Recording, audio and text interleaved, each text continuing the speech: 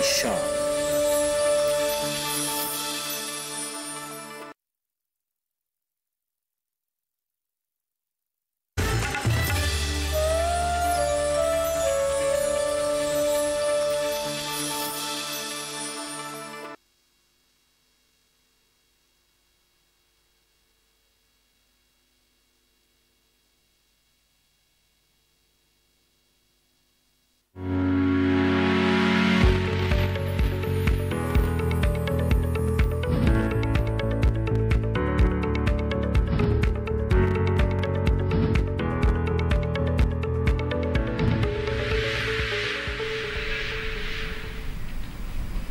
नमस्कार, स्वागत है आप सभी का हमारे लाइव फोन इन कार्यक्रम हेलो किसान में। मैं हूं अदिति शर्मा।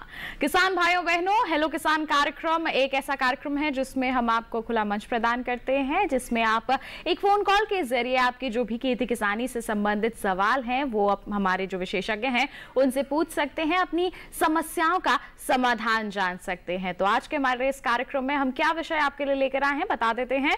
फूलों की संरक्षित खेती आज के हमारे इस कार्यक्रम का ये विषय रहने वाला है। फूलों की संरक्षित खेती पर हम विस्तृत चर्चा करेंगे और साथ ही नींबू वर्गीय बागों का प्रबंधन भी हमारा विषय रहेगा। किस प्रकार से आप प्रबंधन कार्य कर सकते हैं इस पर भी आपको जानकारी देंगे हम आज के कार्यक्रम के दौरान। और साथ ही अगर आपके पास कोई भी सवाल है इन दोनों विषयों के संबंध में तो आप हमारे टोल फ्री नंबर पर कॉल कर सकते हैं। हमारे टोल फ्री नंबर है 1800-113060, 1800-113061 हमारे टोल फ्री यानी कि निःशुल्क नंबर है, जिस पर आप कार्यक्रम के दौरान यानी अगले 1 घंटे के दौरान कॉल कर सकते हैं, अपनी सवाल हमसे पूछ सकते हैं और अपनी समस्याओं के समाधान हमसे जान सकते हैं। फूलों की संरक्षित खेती और नींबू वर्गीय बागों के प्रबंधन के संदर्भ में जो भी आपके पास सवाल हैं उनके जवाब आप जान सकते हैं एक फोन कॉल के जरिए और आप तक जवाब पहुंचाएंगे हमारे विशेषज्ञ। तो आइए आपसे उनका परिचय करवा देते हैं। हमारे साथ मौजूद हैं डॉक्टर MC सिंह, जो प्रधान वैज्ञानिक हैं संरक्षित कृषि प्रौद्योगिकी केंद्र IARI पूसा नई दिल्ली में। सर आपका बहुत बहुत स्वागत है। आपका भी धन्यवाद।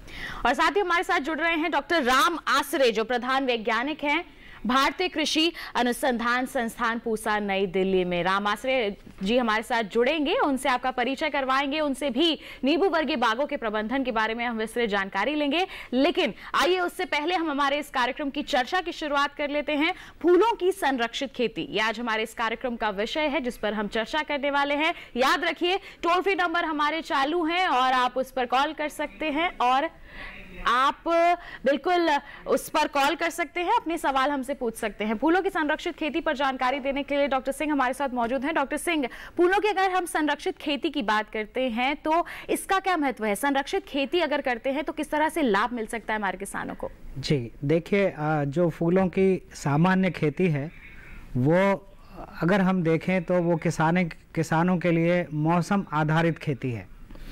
तो इस मौसम आधारित खेती में जो फसलें हैं वो भी एक तरह से कम ही हैं और उनको कम समय के दौरान ही उगाया जा सकता है। लेकिन अगर हम संरक्षित खेती की बात करें तो इसमें विभिन्न प्रकार की फसलों को वर्ष पर्यंत उगाया जा सकता है और उससे वर्ष पर्यंत फूलों की उपज लेकर वर्ष पर्यंत यानी वर्ष भर आमदनी की जा सकती है। सामान्य खेती में और संरक्षित खेती में इतना ही अंतर है।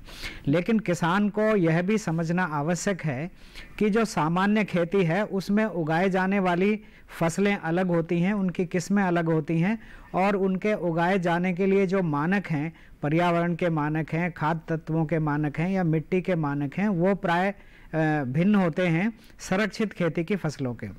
तो संरक्षित खेती जो है एक तरह से ऐसी संरक्षित खेती है जिसमें किसी भी फसल को पूरे वर्ष भर उगाया जाता है, उसके अनुकूल तापमान नियंत्रित करके जी या अपेक्षित आर्द्रता को उतना ही रख के कि उसमें बीमारियां कम लगे यानी कवक जनित रोग कम लगे और जितनी की फसल की आवश्यकता है उतना ही उसमें प्रदान किया जाता है। इसके साथ साथ अगर जो प्रकाश की मात्रा है वो प्राकृतिक रूप से उतनी नहीं है तो हम कृत्रिम प्रकाश भी दे सकते हैं। जैसा कि आप जानते हैं कि अगर लाइट नहीं होगी, प्रकाश नहीं होगा, सूर्य की रोशनी नहीं होगी तो पौधे उचित मात्रा में खाना नहीं बना पाएंगे और आपको अच्छी उपज और बढ़वार नहीं मिलेगी। तो इसके लिए जब प्रकाश की अवधि के दिन छोटे होते हैं या प्रकाश की मात्रा कम पड़ती है तो उसमें अलग से प्रकाश की मात्रा बल्ब जो हम जलाते हैं जैसे घरों में, ऐसे ही ग्रीन हाउस अथवा संरक्षित संरचना के अंदर बल्ब जलाकर अधिकतर रोशनी की जाती है, जिससे कि फसलों की बढ़वार अच्छी हो सके और उसमें गुणवत्ता के फूल आ सके। जी, तो हम कह सकते हैं कि साल भर हम फूलों का उत्पादन ले सकते हैं, इनकी फसल ले सकते हैं, हमें संरक्षित खेती को बस अपनाना है। कौन कौन से वो फूल हैं डॉक्टर सिंह जिनकी संरक्षित रूप से खेती की जा सकती है? जैसा हम जानते हैं कि फूलों में गुलाब सबसे अच्छा लगता है लोगों को। अगर वही गुलाब की पंखुड़ियां ज्यादा मात्रा में हों, घनी हों, उनके तने लंबे हों, उन पे अच्छी पत्तियां हों और पत्तियां ज्यादा संख्या में हों तो हम उसको कटफूल कहते हैं। तो जो कट फ्लावर है उसकी जो पात्र आयु है वो लगभग 15 से 20 दिन तक भी होती है। अगर कम तापमान है या सामान्य तापमान है आपके कमरे में, आपके ड्राइंग रूम में या आपके बेडरूम में, तो वहां पर यह फूल एक किसी अच्छे बर्तन में वास में रख के वो 15 से 20 दिन आपको खुश करने के लिए काफी होता है। तो इस तरह के फूलों को हम कटफूल कहते हैं। तो इसमें गुलाब है, गुलदावदी है, लिली है, जरबेरा है, कार्नेशन है, ऑर्किड्स हैं, बहुत भिन्न भिन्न तरह के फूल हैं जिनको हम वातावरण या जलवायु के आधार पर संरक्षित खेती करके हम उन्हें उगा सकते हैं भिन्न भिन्न समूह में और भिन्न भिन्न मात्रा में। तो इसके लिए जो बहुत महत्वपूर्ण है वो है एक संरक्षित संरचना, जिसको हम पॉली हाउस अथवा ग्रीन हाउस कहते हैं। जी, तो किस तरह की होनी चाहिए संरचना, इस पर आप क्या कहेंगे? आमतौर पर जो किसान हैं वो अंतर नहीं समझ पाते हैं कि हम पॉली हाउस किसको कह रहे हैं और ग्रीन हाउस किसको कह रहे हैं। तो अगर हम पॉली हाउस की बात करते हैं तो एक लोहे की संरचना होती है जिसमें जैसे घरों की दीवारें बनाई जाती हैं ऐसे ही एक तरह से उनको कॉलम लगाकर उनको जो पॉलीथीन होती है उसकी दीवार से जोड़ा जाता है और फिर ऐसी एक नेट या जाली लगाई जाती है जिसमें हवा आर पार हो लेकिन कोई कीड़े मकोड़े या बीमारियां उसमें ना जाएं। इसके साथ साथ ऐसे हवादार झरने उसमें बनाए जाते हैं जिनमें से हवा ऊपर निकल जाए, गर्म हवा ऊपर निकल जाए और ठंडी हवा नीचे से अंदर आ जाए, तो हम उसको वेंटिलेशन कहते हैं। तो इसके लिए एग्जॉस्ट फैन लगाए जाते हैं और छत में झरोके खोले जाते हैं कि जिन विंडोज से, झरोकों से वो गर्म हवा बाहर निकल जाए और ठंडी हवा अंदर प्रवेश करे। तो इस प्रक्रिया से जो हमें संरचना ठंडी होती है गर्मियों के दिनों में उसे प्राकृतिक वातानुकूलन कहते हैं। तो इस तरह की जो संरचना होती है उसको प्राकृतिक रूप से वायु संवहित पॉली हाउस कहते हैं, यानी कि नेचुरली वेंटिलेटेड पॉली हाउस। लेकिन अगर इसके साथ साथ हम इस पॉली हाउस में ठंडा, गर्मियों में ठंडा करने की व्यवस्था करें जिसको हम कूलिंग पैड कहते हैं, और उस पर जैसे आपके घरों में एक कूलर रखा होता है और पानी एक जाली पर बहता है और बाहर से आई हुई जो हवा है वो ठंडी होकर आपके कमरे में आती है, उसी प्रकार जो कूलिंग पैड होता है उस पर जो हवा अंदर आती है वो पानी से लग के ठंडी होकर आती है। तो इसको हम इवेपोरेटिव कूलिंग कहते हैं। तो इस प्रकार से 7 से 12 डिग्री सेंटीग्रेड तक पॉली हाउस अथवा ग्रीन हाउस के अंदर तापमान कम किया जा सकता है। जी, तो इस तरह से अगर हम तापमान को मेंटेन कर लें और साथ ही साथ अच्छी संरचना के साथ इनकी खेती करें तो बिल्कुल अच्छा फायदा मिल सकता है हमारे किसानों को, साल भर फूलों की उपज मिल सकती है। और क्या सावधानियां बरत सकते हैं, कौन से फूल हैं, इनके बारे में हमारे विशेषज्ञ से जानेंगे, लेकिन उससे पहले आइए आपको एक खास रिपोर्ट यहाँ पर दिखा देते हैं।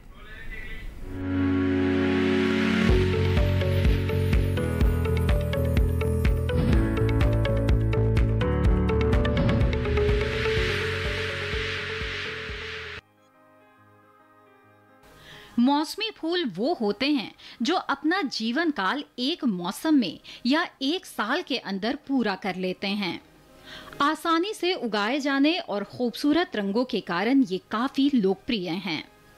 इस मौसम में एमारैंथस, कास्मिया, कोलियस, कैलियोपसिस, गोम्फ्रेना, गैलाडिया, टेरोनिया, बाल्सम, कास्मस फूलों की खेती की जा सकती है।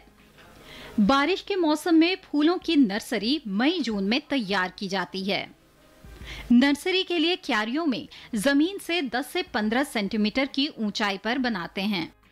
नर्सरी के लिए क्यारियों को जमीन से 10-15 सेंटीमीटर की ऊंचाई पर बनाते हैं।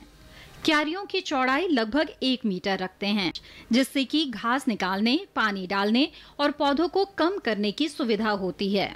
नर्सरी के लिए क्यारियों की लंबाई लगभग 2-3 मीटर रखनी चाहिए।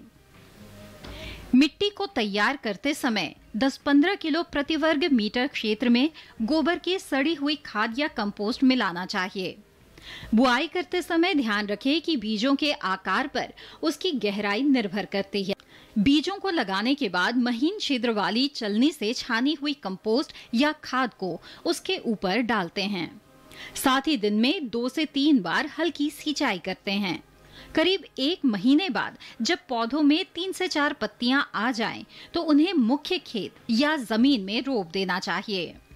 ये पौधे बहुत ही नाजुक होते हैं, इसलिए इनकी उचित देखभाल की जरूरत होती है। क्यारियों से समय समय पर घास निकालते रहना चाहिए। साथ ही पौधों को रोगों और कीटों से बचाने के उपाय करना चाहिए। इस मौसम में एमेरैंथस, कास्मिया, कोलियस, कैलियोपसिस, गुम्फ्रेना, गैलार्डिया, टेरोनिया, बाल्मस, कॉस्मस फूलों की खेती की जा सकती है।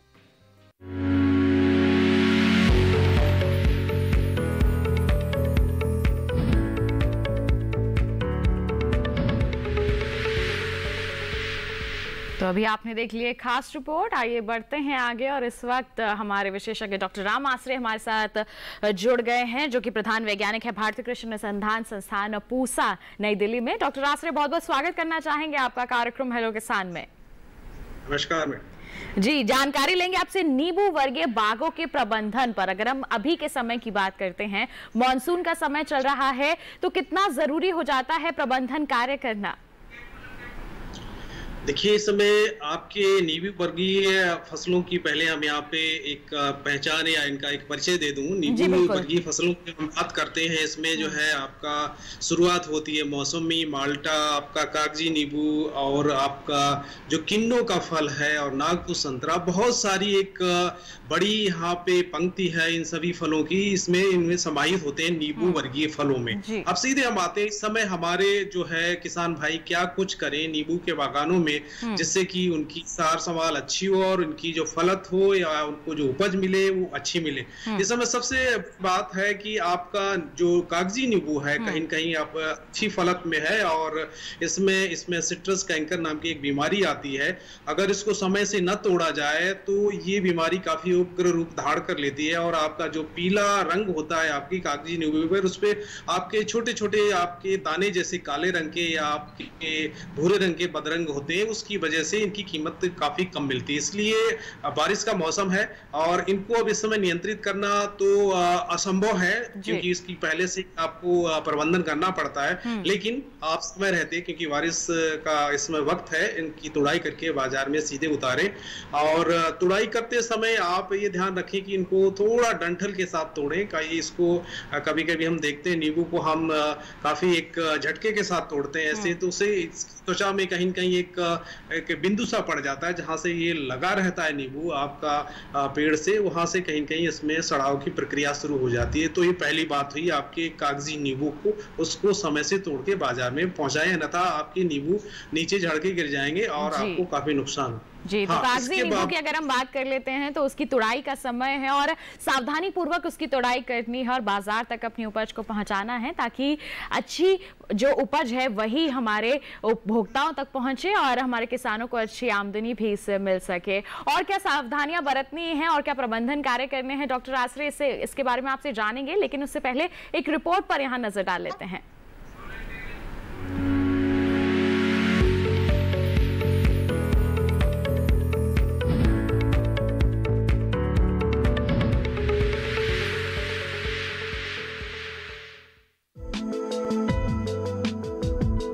माल्टा, संतरा, नींबू, मीठा नींबू आदि नींबू वर्गीय पौधों की एक श्रेणी में आते हैं। इनमें विटामिन सी की मात्रा ज्यादा होती है। नींबू वर्गीय फल फसलों की भरपूर पैदावार के लिए उचित बाग प्रबंधन की जरूरत होती है। हल्की और मध्यम उपज वाली बलुई दोमट मिट्टी नींबू वर्गीय फलों के लिए उपयुक्त होती है। नींबू वर्गीय फलों में 2 प्रकार के फल प्रमुख हैं। एक तो वे जो खट्टे फल देते हैं और दूसरे जो मीठे फलों के लिए उगाए जाते हैं। खट्टे फलों में मुख्य रूप से लाइम और लेमन है, जबकि मीठे फलों में संतरा, मौसमी, मीठा नींबू और ग्रेप फ्रूट आदि प्रमुख हैं। अच्छी फसल के लिए नींबू वर्गीय पौधों में समसामयिक कार्य जरूरी हैं, क्योंकि इनमें कीटों और रोगों के लगने की आशंका रहती है, जिस कारण विभिन्न कीटों और बीमारियों के कारण फल की पैदावार व गुणवत्ता पर प्रतिकूल प्रभाव पड़ता है। लेकिन फसल में समसामयिक कार्य करके किसान अच्छी पैदावार ले सकते हैं। नए बाग लगाने के लिए मई में बाग का रेखांकन करके गड्ढे खोद लेने चाहिए। पौधशाला के पौधों की नियमित सिंचाई, गुड़ाई और निराई करते रहें। बाग में 15 दिनों के अंतराल पर सिंचाई करें। मौसम में अधिक तापमान व बढ़ती गर्मी के कारण फलों की बढ़वार रुक जाती है और फलों का गिरना एक प्रमुख समस्या बन जाती है। ऐसे में 2,4-D दवा को 10 ग्राम प्रति 100 लीटर पानी में मिलाकर छिड़काव करना फायदेमंद होगा। लेकिन किसान फसल में किसी भी तरह की दवा का छिड़काव कृषि विशेषज्ञों की सलाह से ही करें। खोदे गए गड्ढों में गोबर की खाद, उर्वरक और मिट्टी की बराबर मात्रा मिलाकर भरें। मिट्टी भरने के बाद सिंचाई जरूर करें, जिससे मिट्टी बैठ जाए। जल निकास नालियों को साफ करें। फलदार पौधों में नाइट्रोजन और पोटाश की दूसरी मात्रा को इसी महीने में देना फायदेमंद रहता है। नींबू में 1 साल के पौधे में 25 ग्राम नाइट्रोजन और 25 ग्राम पोटाश का इस्तेमाल इस महीने या फल लगने के 2 महीने बाद करें। जस्ते की कमी दूर करने के लिए 0.5% जिंक सल्फेट या जरूरत के अनुसार अन्य सूक्ष्म पोषक तत्वों का छिड़काव करें।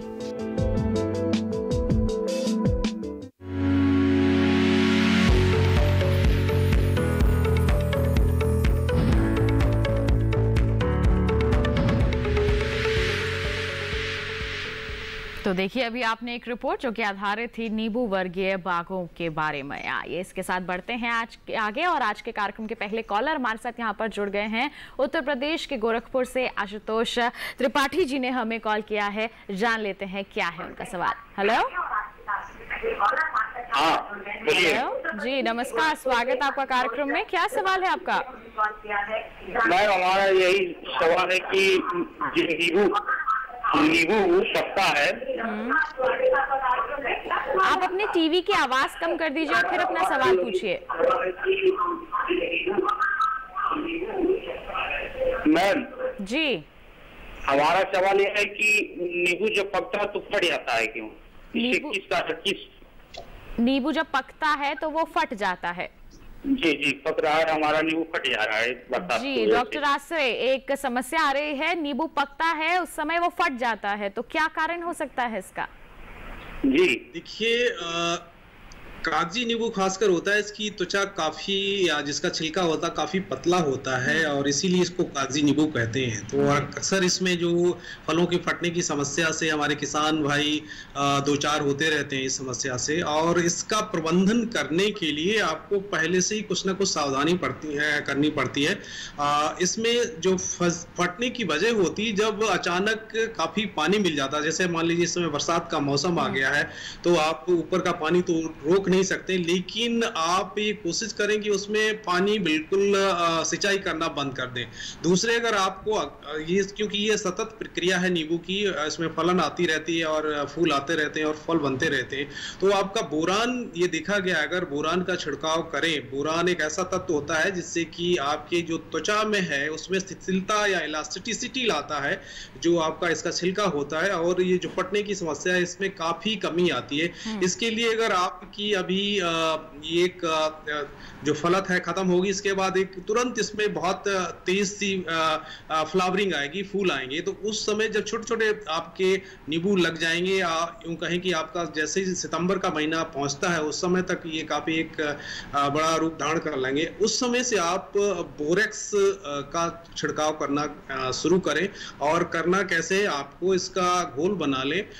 बोरेक्स एक पाउडर जैसा पदार्थ आता है, मिल जाता है आसानी से, आपके जो रासायनिक खाद की दुकानें होती हैं इत्यादि यहाँ पे, तो इसका आपको 2% का घोल बनाना है। कहने का तात्पर्य है कि अगर आपको 100 लीटर पानी का बर्ताव करना है तो इसमें 2 किलोग्राम बोरेक्स की मात्रा मिलानी है और इसका पढ़िए छिड़काव करना है आपको।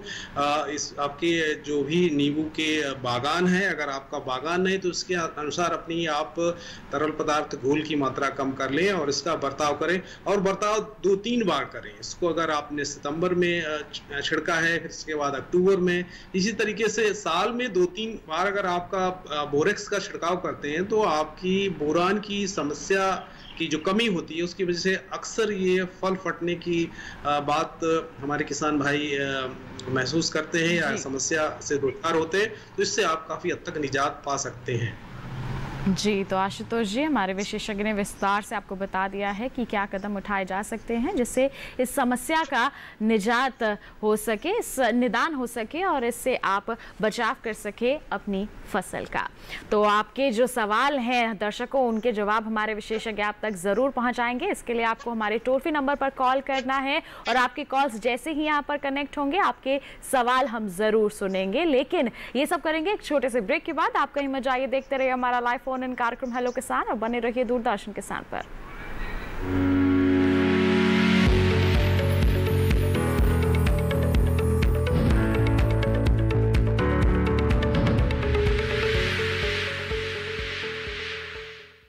अरे भाई, सुना नहीं क्या?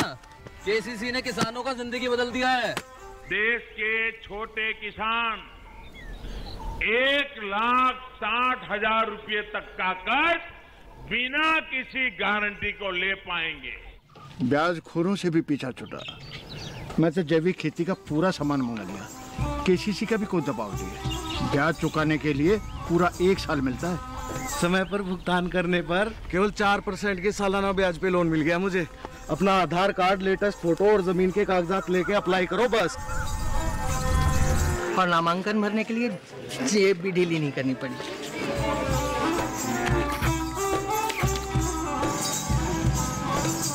चाचा, उधार चुकाने के 24 घंटे के बाद उतने ही पैसे वापस निकाल सकते हैं। केसीसी ने किसानों की जिंदगी वाकई बदल दी है। तो आप भी किसान क्रेडिट कार्ड अपनाएं और सहजता से ऋण पाएं।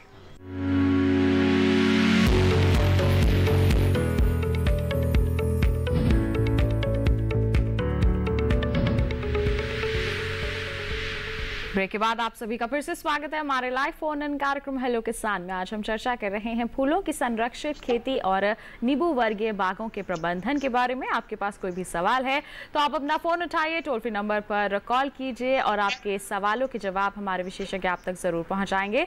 बता दें कॉलर हमारे साथ इस वक्त जुड़े हुए हैं बिहार के भागलपुर से शिव शंकर मंडल जी ने हमें कॉल किया है। आइए जान ले उनका सवाल। हेलो हेलो, नमस्कार, स्वागत आपका कार्यक्रम में। क्या सवाल है आपका? जी नमस्कार मैडम। जी नमस्कार, अपना सवाल पूछें।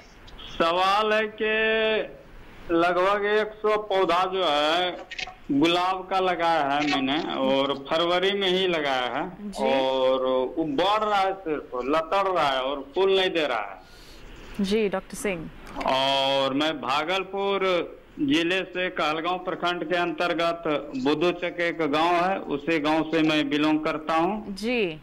और जैसे नींबू वर्गीय में कागजी नींबू की बात बता रहे थे सर, तो उसकी दूरी क्या होनी चाहिए जो है ना, नए बागे से लगाया जाए तो दूरी, और 1 एकड़ में कितना पौधा लग जाएगा और उनसे आमदनी कितनी होगी, इसी संबंध में जानना चाहते हैं। जी, दोनों ही सवालों के जवाब आप तक पहुंचाएंगे, पर आपको पहले गुलाब के संदर्भ में जो सवाल है उसका जवाब आप तक पहुंचा देते हैं डॉक्टर सिंह। हाँ, देखिए इन्होंने और बीज जो है गुलाब का जो कलम लाए हैं वो बिहार कृषि महाविद्यालय सबौर से लाए हैं, जो कि प्रमाणित संस्थान है। जी जी जी जी, बता रहे हैं हमारे विशेषज्ञ आपके सवाल का जवाब। बताएं डॉक्टर सिंह। हाँ, अभी इन्होंने बताया कि इन्होंने गुलाब के पौधे लगाए हैं और वो बहुत ज़्यादा बढ़ रहे हैं।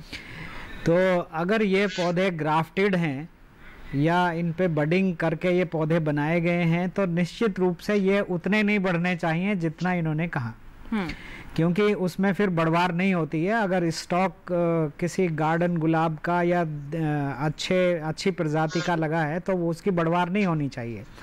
तो ये सुनिश्चित कर लें कि अगर वो ज़्यादा बढ़ने वाली शाखाएं हैं, अगर वो पतली हैं और उनकी गांठें बहुत लंबी हैं, यानी एक गांठ से दूसरी गांठ की दूरी बहुत लंबी है और जो पत्तों का आकार है वो बहुत पतला है, तो इसका मतलब ये है कि वो जंगली शाखा है। इसलिए कि जहाँ से वो शाखा निकली है उसको काट कर फेंकना होगा ताकि जो ग्राफ्टेड शाखा है वो बची रहे। तो अक्सर किसान भाई जब पौधा लगा देते हैं तो उनको ये पता नहीं होता है कि इनमें से जंगली शाखाएं पहले आ जाती हैं या बहुत तेजी से बढ़कर उस पौधे को लगभग ढक लेती हैं। तो इस अवस्था में ये ध्यान रखें कि उसमें जंगली ना आए।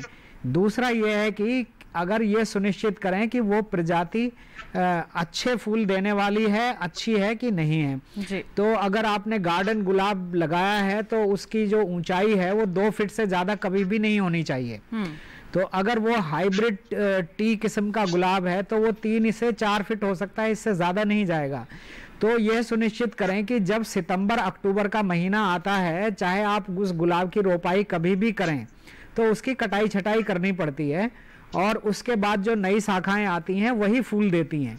तो पुरानी शाखाओं में बहुत ज़्यादा बढ़ने के बाद भी अच्छी गुणवत्ता का फूल नहीं आता है।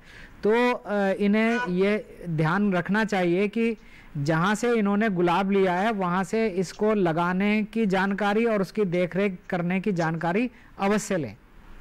जी बिल्कुल। तो इनके एक सवाल का जवाब तो डॉक्टर सिंह ने दे दिया है। दूसरे सवाल के लिए रुक कर लेते हैं डॉक्टर आश्रय का। डॉक्टर आश्रय, कागजी नींबू लगाना चाहते हैं, 1 एकड़ का बाग है, किस तरह से लगाएं, दूरी कितनी होनी चाहिए? देखिए मंडल साहब, आप कागजी नींबू की खेती को बढ़ावा देना चाहते हैं और आपके बिहार में जैसे भागलपुर के आसपास आप केंद्रित हैं और वहाँ के लिए कागजी नींबू की खेती काफ़ी लाभप्रद है और अच्छा वहाँ पे चलता है। आप सीधे आते हैं आपके सवाल पे कि आप अगर नींबू लगाएं तो पौधे से पौधे की दूरी और पंक्ति से पंक्ति की दूरी कितनी रखें। तो इसमें देखा ये गया है कि आजकल काफी लोग सघन बागवानी की तरफ रुख कर रहे हैं और कम एरिया में अधिक से अधिक पौधों की रोपाई कर रहे हैं। लेकिन अभी भी ये उचित पाया गया है अगर हम पौधे से पौधे और पंक्ति से पंक्ति की दूरी करीब 5 फीट रखें तो आगे आने वाले समय में बागान में सघनता ज़्यादा नहीं होती है और एक यूँ कहें कि एक बहुत अच्छा बाग आपका बन जाता है आने वाले 10-1 साल में।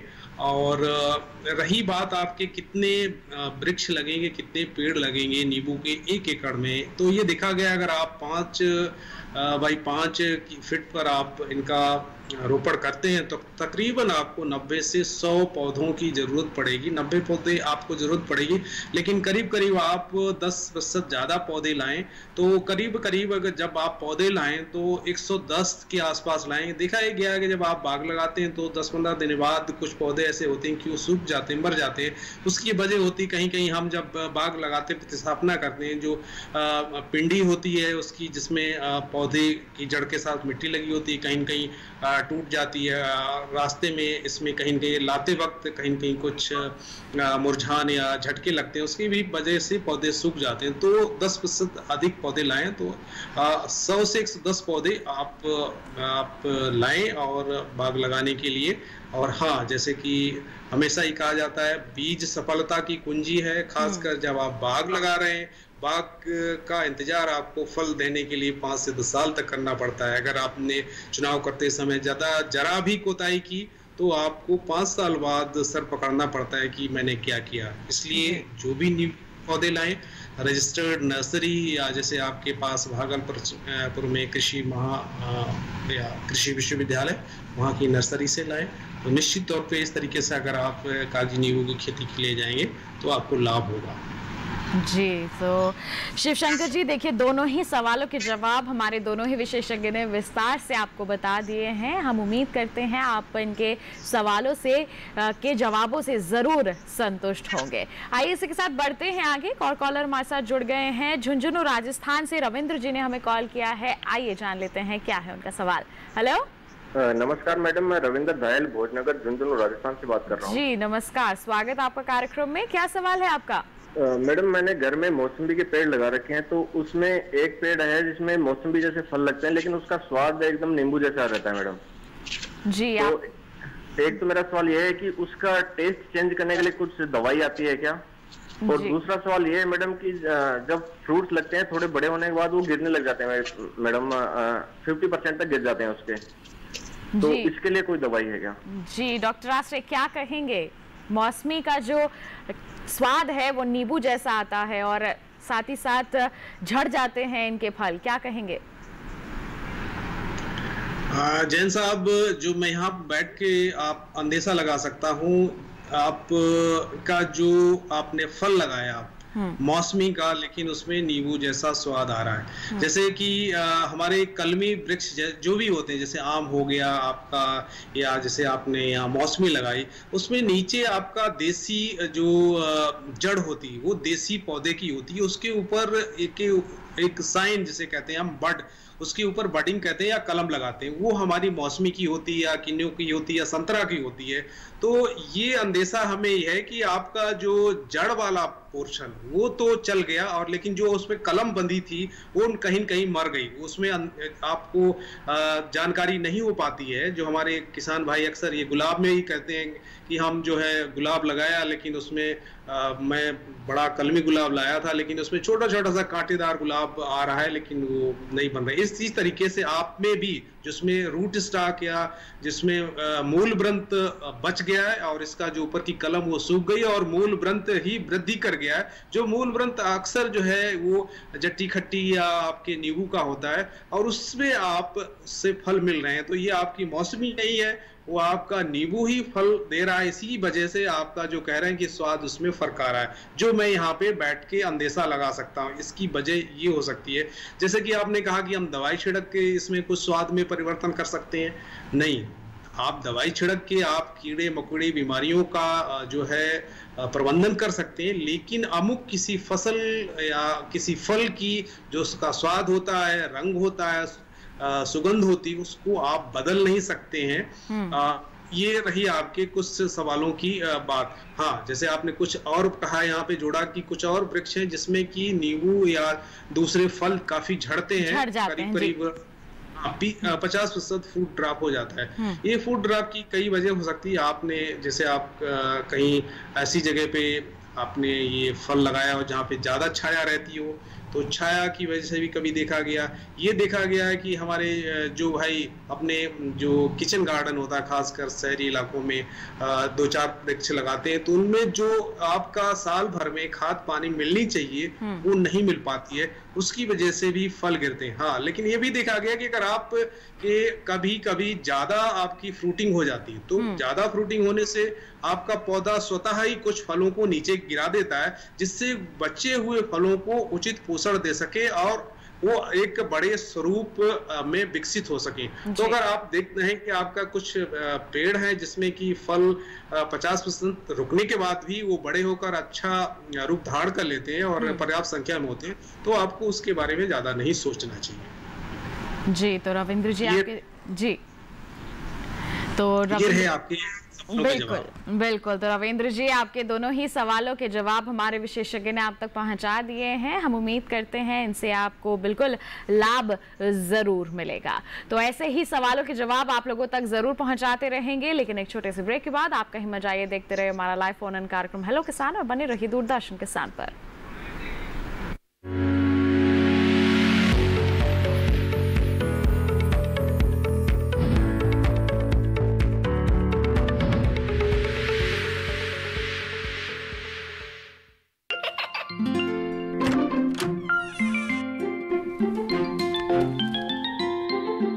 ये क्या हो रहा है? काशवी, इतने कम मार्क्स? काशू बेटा पढ़ा करो, पढ़ोगी नहीं तो आगे कैसे बढ़ोगी? मम्मा, मैं भी तो आपसे यही कहना चाहती हूँ, पढ़ा करो। आप पढ़ोगे नहीं तो आगे कैसे बढ़ोगे? मतलब? वो देखो, सिर्फ बैक पर छपा ऑर्गेनिक नहीं, ऑर्गेनिक का निशान पहचानिए। पीजीएस ऑर्गेनिक का ये लोगो उन किसानों की पहचान है जो आज भी परंपरागत विधि से रसायन मुक्त खेती कर आपके लिए शुद्ध फसल उपजा रहे हैं। अब समझे मम्मा, अगर मैं प्योर ऑर्गेनिक फूड नहीं खाऊंगी तो अच्छे मार्क्स कहाँ से लाऊंगी? अच्छा बच्चों, जैविक खेती की इस मुहिम को आगे बढ़ाइए, शुद्ध ऑर्गेनिक अपनाइए।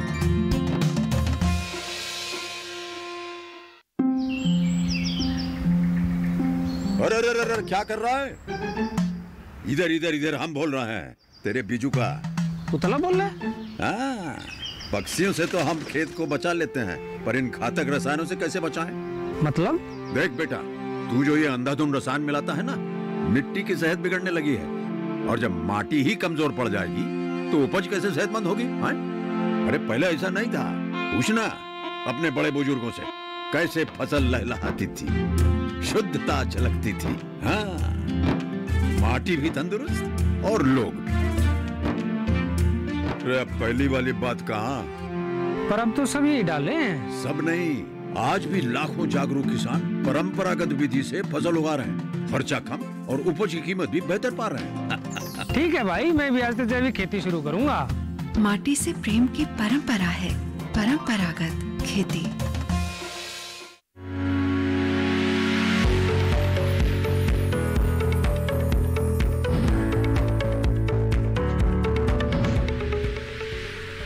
ब्रेक के बाद आप सभी का फिर से स्वागत है हमारे लाइव फोन इन कार्यक्रम हेलो किसान में। आज हम चर्चा कर रहे हैं फूलों की संरक्षित खेती और नींबू वर्गीय बागों के प्रबंधन के बारे में। आपके पास कोई भी सवाल है तो आप हमारे टोल फ्री नंबर पर कॉल कर सकते हैं, अपने सवाल हमसे पूछ सकते हैं, जिनके जवाब हमारे विशेषज्ञ आप तक जरूर पहुंचाएंगे। तो आइए इसी के साथ हमारी चर्चा को हम आगे बढ़ाते हैं और अब मैं डॉक्टर सिंह का यहाँ पर करना चाहूंगी। डॉक्टर सिंह, आपने बताया कि हमारे जो किसान हैं वो फूलों की खेती साल भर करके इससे लाभ ले सकते हैं, संरक्षित खेती कर सकते हैं हमारे किसान, जो एक सीमित समय में पहले करते थे, अब साल भर इसकी उपज ले सकते हैं। लेकिन अभी के समय की अगर हम बात करें, जैसे कोरोना की वजह से काफ़ी समस्याएं हो रही हैं, बाजार में फूलों की मांग भी काफ़ी कम हो रही है, ऐसे में किसानों को काफ़ी तरह की समस्याओं का सामना भी करना पड़ रहा होगा। तो ऐसे में आप क्या सलाह देंगे? जी, जैसा कि हमने देखा है पिछले 2 से 3 महीने के दौरान, जब से कोविड-19 का दौर चला है, तो बाज़ार में जो फूलों की मांग है वो बहुत कम हो गई है। तो इसके चलते बहुत सारे किसानों की जो फसलें थी वो ग्रीन हाउस अथवा पॉली हाउस में या खेतों में ही ख़राब हो गई, क्योंकि उसकी मांग नहीं थी। और मांग क्यों नहीं थी? क्योंकि मंडियां बंद हो गई, तो मंडियों में जा नहीं सकते, ट्रांसपोर्टेशन बंद हो गया। तो लेकिन अगर आप देखें इसके सापेक्ष, जो अच्छे फूल वाले पौधे या अच्छे शोभाकारी पत्तों वाले पौधे, जिसमें पत्तों का कलर अलग होता है, रंगीन होते हैं या कॉम्पैक्ट होते हैं, यानी बहुत एक छोटे से गमले में बहुत अच्छा पौधा होता है जो 3 से 4 महीने, 6 महीने या पूरे साल भर हरा भरा रहता है घर में, चाहे आप आंगन में रखें, चाहे ड्राइंग रूम में रखें, और वो समय आने पर 2-4 फूल भी देता है, और उस फूल की जो महत्ता है वो 2 से 3 महीने भी रहती है। तो उस पौधे में लगे हुए फूल को हम मौसमी सुख ले सकते हैं उसका, और उसकी जो शोभा है वो बनी रहती है। इसी प्रकार बहुत सारे फूलों वाले ऐसे पौधे हैं जिनको आप आज के समय में ड्वार्फ पौधे यानी छोटे बौने पौधों के रूप में गमलों में उगा सकते हैं, जिनको हम बाजार में कॉम्पैक्ट प्लांट के नाम से जानते हैं, कि वही पौधा जिसका आप फूल खरीदना चाहते हैं वही एक छोटे रूप में बाजार में उपलब्ध होता है। तो जिन किसानों ने पॉली हाउस अथवा ग्रीन हाउस लगाए हुए हैं, तो वो इस कोविड-19 के दौर में ऐसे पौधों को उगा सकते हैं जिनसे वो 4 से 6 महीने में बाजार में अच्छा लाभ ले सकते हैं। यानी जो इस कार्य में संलिप्त नर्सरियां हैं, आपने देखा होगा कि जो नर्सरियों का व्यवसाय है वो लगातार चल रहा है, वो बंद नहीं हुआ है, क्योंकि जिसको जरूरत है वो गाड़ी से जाता है, पौधे खरीदता है और अपने घर में लाकर रखता है। लेकिन फूलों के मामले में ऐसा नहीं है, क्योंकि वहाँ बहुत सारे लोग फूल बेचने आएंगे, खरीदने जाएंगे, तो कोविड-19 में वो एक तरह से वर्जित है स्थिति, और सरकार भी ऐसा नहीं करने देना चाहेगी। तो इस तरह से जो किसान जिन्होंने बहुत सारी लागत लगाई हुई है अपने पॉली हाउस अथवा ग्रीन हाउस बनाने में, तो वो 4 इंच, 6 इंच और 8 इंच के पौधे गमले खरीदकर उनमें पौधे लगाकर जब वो फूल के दौरान आए या जब उनमें कलिकां आ जाएं, खिलने वाली हों, तो वो नर्सरियों के माध्यम से बेच सकते हैं या सीधे भी बेच सकते हैं। अगर उन्हें पता हो कि कहाँ बेचना है तो वो सीधे भी बेच सकते हैं। तो इस तरह से जो कोविड-19 के दौरान किसानों की फसलों पर फर्क पड़ा है, वो इसलिए पड़ा है क्योंकि वो सिर्फ ऐसी फसलें हैं जिनको एक समय में एक साथ उगाकर बाजार में लिया जाता है। लेकिन अगर इसके सापेक्ष रूप से हम गमले वाले पौधों की बात करें, चाहे वो फूल वाले हों, पत्ती वाले हों पौधे, तो वो किसी भी समय बाजार में जा सकते हैं और किसी समय उनको बेचा जा सकता है। तो किसानों को यह करना पड़ेगा कि इस स्थिति के दौरान जो उनकी खेती है उसमें थोड़ा सा बदलाव करना पड़ेगा और उस तरह के पौधों को उगाना पड़ेगा जिनकी सतत रूप से कभी भी मांग रहती है और उनको कभी भी बेचा जा सकता है। यानी कि अगर उनकी अवस्था पूरी भी हो जाए तो भी वो पौधे मदर स्टॉक का काम करते हैं, नए पौधे का काम करते हैं, जिससे आप और पौधे बनाने में अपना वो समय इस्तेमाल कर सकते हैं और समय आने पर उनका विपणन या उनका बाजारीकरण या उनकी बेचने की जो प्रक्रिया है उसको कर सकते हैं। तो किसानों के लिए यही सलाह है कि जो अपनी खेती है जब तक यह स्थिति बनी रहती है उसमें थोड़ा सा बदलाव करके आप वही आमदनी धीरे धीरे वापस प्राप्त कर सकते हैं। जी, तो थोड़ा सा बदलाव यहाँ पर करने की ज़रूरत है, जो समय की मांग भी है इस समय। और आप जैसे हमारे विशेषज्ञ ने बताया है, थोड़े बहुत बदलाव करेंगे तो आपको इस समस्या के समय में भी लाभ आगे चलकर ज़रूर मिल पाएगा। बस थोड़ी सी आपको वैज्ञानिकों की सलाह लेनी है और बदलाव यहाँ पर करने हैं। आइए इसी के साथ बढ़ते हैं आगे और एक कॉलर हमारे साथ यहाँ पर जुड़ गए हैं उत्तर प्रदेश से। बुधिराम जी हमारे साथ फोन लाइन पर हैं, आइए जान लेते हैं उनका सवाल। Hello hello. हाँ मैडम जी नमस्कार, स्वागत आपका कार्यक्रम में। क्या सवाल है आपका? जी नमस्कार, हमारा सवाल है कि मेरे पास एक नींबू का पेड़ है जी, और उसमें जी सवाल ये है कि उसमें बुधिराम जी आपका फोन डिस्कनेक्ट हो गया है और हम आपसे गुजारिश करेंगे, अगर आप टीवी पर देख रहे हैं, कि दोबारा आप हमारे टोल फ्री नंबर पर डायल करें और जैसे ही आपका कॉल कनेक्ट होगा हम आपका सवाल का जवाब आप तक जरूर पहुंचाएंगे। इसी के साथ हम हमारी चर्चा को आगे बढ़ा लेते हैं। डॉक्टर आश्रय का मैं यहाँ पर रुख करना चाहूंगी। डॉक्टर आश्रय, अभी तक आपने कागजी नींबू के बारे में बताया था, और अगर हम नींबू वर्गीय फलों के बारे में बात करें तो किस तरह से और प्रबंधन कार्य किए जा सकते हैं? देखिए, इस समय उत्तर भारत में हमारे जो एक नींबू वर्गीय फलों में अहम फसल है वो है किन्नू जी, जिसे किन्नू बहुत ही बड़ी तादाद में हमारे पंजाब, हरियाणा, पश्चिमी उत्तर प्रदेश या कुछ हमारा राजस्थान, मध्य प्रदेश यहाँ पे उगाया जाता है। और इस समय हमारे किसान भाई इसमें एक प्रक्रिया को दोहराएं, खासकर किन्नू का जो फल है इस समय काफ़ी बढ़वा ले रहा होता है। और इस समय जो आपकी फल मक्खी है कहीं कहीं इसमें नुकसान पहुंचाती है, तो खासकर आपकी फल मक्खी का भी प्रबंधन करना होगा। और थ्रिप्स एक होता है आपका, पत्ती से रस चूसता है और वो पत्तियां मुड़ जाती हैं और कहीं कहीं इससे काफ़ी नुकसान पहुंचता है बागानों को। तो ये इनका प्रबंधन करना बहुत ज़रूरी है। और हमारे जो भी किसान भाइयों ने इनका स्प्रे नहीं किया है या इनमें वो कहीं है इसके देख रहे हैं, अगर उसमें सिल्ला लगा हुआ है जो पत्ती लपेटक कीड़ा होता है, तो उसका नियंत्रण बहुत ही निहायत जरूरी है। उसके लिए वहाँ पे जो भी उनको उपलब्ध कीटनाशक है उसका बर्ताव करें समय से। और जैसे ही इसमें बारिश का मौसम आता है, वातावरण में नमी का प्रतिशत काफ़ी बढ़ता है, तो ये सिट्रस सिल्ला जो जिसे कहते हैं पत्ती लपेटक कीड़ा काफ़ी उग्र हो जाता है और मैं देखता हूँ कि काफ़ी नुकसान पहुँचाता है। तो ये दो कीड़ों के, खासकर जो फल मक्खी है और सिट्रस सिल्ला जिसे कहते हैं पत्ती लपेटक कीड़ा, इनका दोनों का प्रबंधन करना बहुत ही निहायत ज़रूरी है।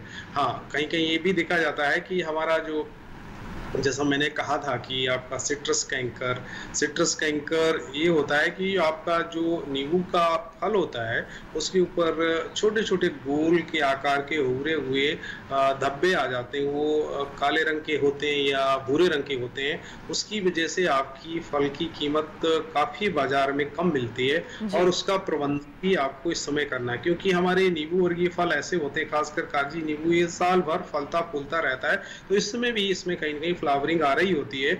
और ये हमारा जब नींबू पक के तैयार होता है दीपावली के आसपास, अक्टूबर के आसपास मैं या कहूँगी, तो उसमें उसका सिट्रस कैंकर या खर्रा बीमारी से कहते हैं वो कम से कम हो, उसके लिए अभी से आपको प्रबंधन करना है। और इसमें एक ये जो रोग है ये दूसरे रोग से हटकर है, फफूंदी जनित नहीं है, ये बैक्टीरियल कैंकर इसको हम बोलते हैं, इसी से बैक्टीरिया से होता है। तो इसको आपको करने के लिए फंजीसाइड या आपका जो फफूंदी नाशक उसका बर्ताव नहीं करना है। आपको बर्ताव करना है, आप यहाँ पे स्ट्रेप्टोसाइक्लिन है एक दवा आती है और उसकी मात्रा आप अगर 10 ग्राम ले लें और उसको करीब करीब हम 40 लीटर पानी में घोल लें और इसके साथ साथ फंजीसाइड को भी बर्ताव कर सकते हैं। जी डॉक्टर आसरे, माफ कीजिएगा यहाँ पर रोक रही हूँ आपको, अभी कार्यक्रम में फिलहाल एक ब्रेक का वक्त हो चला है। आपसे जानकारी के जो सिलसिला है उसे जारी रखेंगे। आपका ही मजा आइए, देखते रहिए हमारा लाइव फोन इन कार्यक्रम हेलो किसान और बने रहिए दूरदर्शन किसान पर।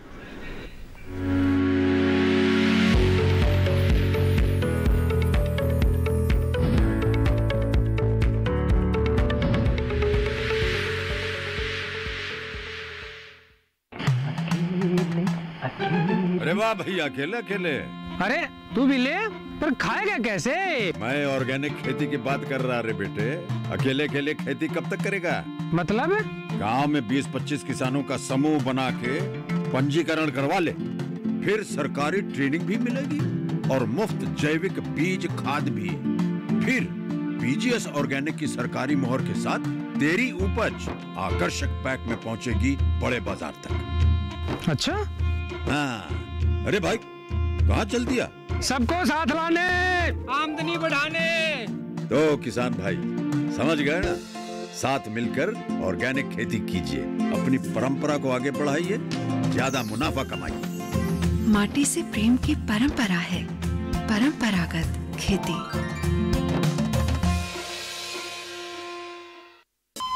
अरे सुन तो।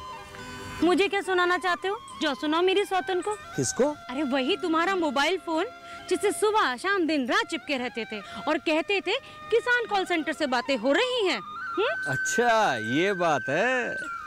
हाँ क्यों, क्या हुआ? अब बात नहीं होती क्या? अब तो झट से बात हो जाती है। ऐसा क्या? हाँ, अब तो ज्यादा लाइनें और खास तकनीक के कारण खेती के माहिरों से तुरंत बात हो जाती है। और अगर कभी लाइन व्यस्त हो तो अपनी समस्या फोन पर रिकॉर्ड करा दो, वहाँ से फोन आ जाता है और समस्या की हल का मैसेज भी आ जाता है। ये देखो आ गया। अरे वाह, इसका मतलब इंतजार की घड़ी अब खत्म। हाँ। तभी मैं सोचूं कि आजकल मुझ पर इतना प्यार क्यों आ रहा है। कृषि संबंधी समस्याओं का अपनी भाषा में तुरंत हल पाने के लिए पूरे भारत में किसी भी फोन से हेल्पलाइन नंबर पर संपर्क करें। किसानों का दोस्त किसान कॉल सेंटर।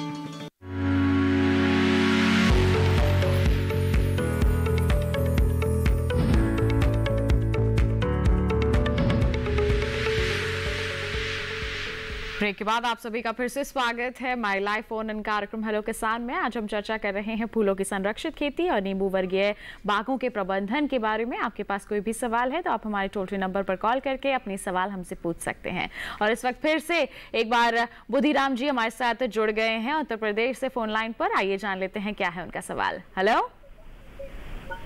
जी मैडम। जी बुधिराम जी पूछिए, क्या जानना चाहते हैं आप? जी मैं ये जानना चाहता हूँ कि हमारे नींबू की जो टहनियाँ हैं वो सूख रही हैं जी, और उस टहनियों का क्या निदान हो सकता है? जी क्या कहेंगे डॉक्टर आसरे? देखिए, आप की ये समस्या नहीं, ज़्यादातर जो नींबू की खेती होती है या नींबू की फसल होती है उसमें सिट्रस कैंकर नाम की एक बीमारी होती है। इसको शीर्ष बिलगन भी कहते हैं कि ऊपर चोटी से पौधा सूखने लगता है कि कभी कभी एक ही टहनी या एक दो टहनी उसमें सूखने लगती है। तो ये कहीं न कहीं आपका सिट्रस डिक्लाइन ही इसमें जो है जिसे कहते हैं एक संज्ञा दी जाती है। उसकी वजह कई होती है। सिट्रस का जो क्षरण होता है या जो पौधों का क्षरण होता है उसकी वजह कई होती हैं, या हमारे उसमें पोषण में कहीं न कहीं कमी हो जाती है, या कहीं कहीं उसमें जो फाइटोप्थोरा नाम की एक फफूंदी होती है वो कहीं न कहीं उसमें अपना घर बना लेती है, या कहीं न कहीं उसमें जैसे पानी की मात्रा ज़्यादा दे देते हैं। तो इन सब का एक जो मिला जुला रूप होता है वो उसको जो है रूप देता है आपकी टहनियों को सूखने का, जिसे कहते हैं हम सिट्रस डिक्लाइन। इससे आपका पौधा आपका विरूपित होने लगता है या सूखने लगता है, आंशिक रूप से या पूर्ण रूप से। तो जैसा आपने यहाँ पे इंगित किया है कि आपकी कुछ टहनियाँ सूख रही हैं, तो कुछ टहनियों में आपका ये जो है इसका असर हुआ है इन तमाम सारी विकृतियों का। तो मैं आपको यहाँ पे सलाह दूंगा कि जो भी टहनी इससे अभी ग्रसित होकर सूख रही, उसको आप किसी धारदार आरी इत्यादि की मदद से काट के अलग कर दें, और काटने के बाद इसमें आपको लेप लगाना होगा जहाँ से आप काटेंगे। इसमें आपका बोर्डेक्स मिक्सचर या बोर्डेक्स पेस्ट आता है, अगर ये नहीं है तो आप सीधे आपका कार्बेंडाजिम जो आप नाम की दवा आती है फफूंदी नाशक, इसका घोल बना लें। अगर आपको 10 लीटर पानी का घोल बनाना है या 1 ही 2 पौधे हैं तो आप 1-2 लीटर घोल ही बना लें, और उसमें 1 लीटर में करीब 3 ग्राम कार्बेंडाजिम या कॉपर ऑक्सीक्लोराइड आपको मिल जाए, उसको अच्छी तरीके से घोल लें और काटने के बाद उसमें लेप लगा दें। हाँ, इसके साथ साथ आपका जो भी नींबू है उसके आसपास पानी का जमाव बिल्कुल नहीं होने दें, और इसमें कहीं न कहीं आप रेडोमिल गोल्ड, अगर आपको एक दवा आती है रेडोमिल गोल्ड नाम की दवा का घोल बना लें, और इसका भी ड्रेंचिंग करनी है। उसके मतलब उसको अगर एक पौधा तकरीबन इससे 15 लीटर पानी का घोल बनाने रेडोमिल गोल्ड का, और 2 ग्राम प्रति लीटर हिसाब से आप घोल बना के उसको थाले में अच्छी तरीके से उसको ड्रेंच कर दें, उसको वहीं समाहित कर दें पानी को, और इसमें 4-5 दिन तक कोई पानी इत्यादि ना जाने दें। तो निश्चित तौर पे आपको जो कहीं न कहीं इसमें फफूंदी से डिक्लाइन हो रहा है वो आपको मदद पहुंचाएगा, और हो सकता है आपका पौधा पुनः रिवाइव या पुनर्जीवित हो उठे और इस समस्या से आपको निजात मिल जाए। जी, तो बुद्धिराम जी देखिए, हमारे विशेषज्ञ ने इतने विस्तार से आपको आपकी समस्या का जो समाधान हो सकता है वो बता दिया है। और इसी के साथ डॉक्टर आश्रय, आपका बहुत बहुत धन्यवाद देना चाहेंगे। आपने हमारे दर्शकों के इतने अच्छे सवालों के महत्वपूर्ण जवाब दिए हैं, बहुत बहुत धन्यवाद आपका। तो इसी के साथ आइए बढ़ते हैं आगे। डॉक्टर सिंह का मैं यहाँ पर रुक कर लेना चाहती हूँ। संक्षिप्त में जानना चाहेंगे, हमारे जो किसान संरक्षित खेती करना चाहते हैं फूलों की, उन्हें क्या सावधानियां करने की आप सलाह देंगे? जी, बहुत महत्वपूर्ण है कि जो भी संरक्षित खेती करना चाहते हैं, पहले उस में यह ध्यान रखें कि एक तो अगर वो पॉली हाउस बनाना चाहते हैं तो पॉली हाउस के लिए अनुदान जो सरकार देती है उसके अलावा भी 50% लागत उनको आती है। तो ये ध्यान रखें कि क्या उनकी निवेश करने की क्षमता उतनी है। दूसरा, मिट्टी और पानी की गुणवत्ता की पहले जांच कर लें ताकि यह सुनिश्चित हो सके कि उसमें कौन सी फसल हो सकती है। तो अगर कोई फसल हो सकती है तो पहले उसकी जानकारी कर लें कि अगर ये फसल हम पैदा करेंगे तो इसका बाजार कहाँ है, इसकी मांग कहाँ है और ये कहाँ हम बेचने जाएंगे। क्योंकि जो संरक्षित खेती है उसमें अगर आप 1 एकड़ क्षेत्रफल या 1000 मीटर क्षेत्रफल भी लेते हैं तो इसमें जो फूलों की पैदावार है वो बहुत अधिक संख्या में होती है और पूरे वर्ष भर होती है। तो यह सुनिश्चित करना आवश्यक है कि उसकी वर्ष पर्यंत और वर्ष भर मांग कहाँ पर है, कितनी दूर हमें जाना पड़ेगा और कहाँ बेचना पड़ेगा, तभी आप उसका जो लाभ है वो ले सकेंगे और आपको जो निवेश आपने किया है उसकी वापसी हो सकेगी, आपको जो आर्थिक लाभ है वो अच्छी तरह से हो सकेगा। तो जो शहरी क्षेत्रों के आसपास किसान रहते हैं, जिनका गांव या जिनका क्षेत्र या जिनका खेत 2 से 4 घंटे की दूरी पर है, तो वो निश्चित रूप से गुलाब की संरक्षित खेती करें, जरबेरा की संरक्षित खेती करें, लिली की संरक्षित खेती करें। जो लिली का फूल है वो प्राय ज्यादा उसकी मांग होती है और ज्यादा महंगा भी बिकता है। साल में 1 खेती कर सकते हैं लेकिन वो बहुत अच्छी आमदनी देने वाली फसल है। और जो गुलाब खेती करना चाहते हैं तो गुलाब की खेती थोड़ी ज्यादा सुगम है, जरबेरा की खेती ज्यादा सुगम है, उससे भी सुगमता से क्राइसैंथेमम को उगाया जा सकता है। तो ये तमाम फूल हैं जिनकी संरक्षित खेती हमारे किसान कर सकते हैं, तो अच्छा लाभ भी अर्जित कर सकते हैं। बिल्कुल थोड़ी सी सावधानियां बरतने की यहाँ पर जरूरत है। बहुत बहुत धन्यवाद देना चाहेंगे डॉक्टर सिंह आपका, आपने महत्वपूर्ण जानकारियां हमारे दर्शकों को दी हैं। बहुत बहुत धन्यवाद। जी, आपका भी बहुत धन्यवाद। तो किसान भाइयों बहनों, आज के कार्यक्रम में आपने जान लिया कि फूलों की संरक्षित खेती कैसे करनी है और नींबू वर्गीय जो फल हैं उनके बागों का प्रबंधन आपको किस प्रकार करना है। ये तो बात हो गई आज के कार्यक्रम की। अब आपको बता देते हैं हमारे अगले कार्यक्रम का क्या विषय रहने वाला है। हमारे अगले यानी कि कल के कार्यक्रम का विषय रहेगा मक्का की खेती। इस पर हम विस्तृत चर्चा करेंगे और हरे धनिये की खेती पर भी आपको जानकारी देंगे। आपके पास कोई भी सवाल है इन दोनों विषयों के संबंध में तो आप पहले ही हम तक पहुंचा सकते हैं, ईमेल कर सकते हैं। हमारी ईमेल आईडी है hellokisan2015@gmail.com। साथ ही फेसबुक के जरिए भी जुड़ सकते हैं। फेसबुक पर जाइए, हिंदी में टाइप कीजिए, फेसबुक पर आप हेलो किसान टाइप कीजिए और वहां पर हमारे पेज पर आप अपने सवाल पोस्ट कर सकते हैं। और डीडी किसान कॉल सेंटर नंबर तो है ही 1800-113060, जिस पर सोमवार से शनिवार सुबह 6 बजे से रात के 10 बजे तक कॉल करके आप अपने सवाल रिकॉर्ड करवा सकते हैं। उन्हें हम कार्यक्रम में जरूर शामिल करेंगे। आपके सवालों के जवाब आप तक जरूर पहुंचाएंगे और हमारे टोल फ्री नंबर तो रहेंगे ही, जिससे आप लाइव अपने कार्यक्रम के दौरान भी सवाल पूछ सकते हैं। तो बस अगले अंक में होगी आपसे मुलाकात नए विषय और नए विशेषज्ञों के साथ। तब तक के लिए हमें दीजिए इजाजत। आप बने रहिए दूरदर्शन किसान पर। नमस्कार।